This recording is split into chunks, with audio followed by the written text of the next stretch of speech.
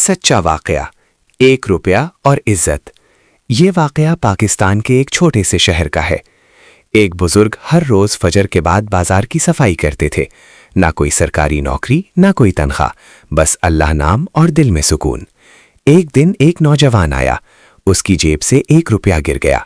नौजवान ने देखा नहीं, मगर बुजुर्ग ने देख लिया। उन्होंने फौरन आवाज दी, बेटा तुम्हारा रुपया गिर गया है। नौजवान मुस्कुराया और बोला, बाबा जी 1 रुपया ही नहीं दे। बुजुर्ग की आंखों में नमी आ गई। कहने लगे, बेटा ये रुपया नहीं, अमानत है। आज 1 रुपया छोड़ दोगे, कल किसी की इज्जत छोड़ दोगे और परसों अपना जमीन। नौजवान खामोश हो गया। उसने वो रुपया लिया और सर झुकाकर कहा, बाबा जी आपने आज मुझे अमीर बना दिया।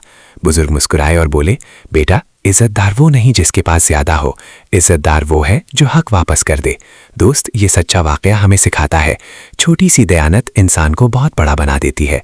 ये था शाहिद खानजादा ब्रॉडकास्ट, जहां बात दिल से होती है और दिल के लिए होती है।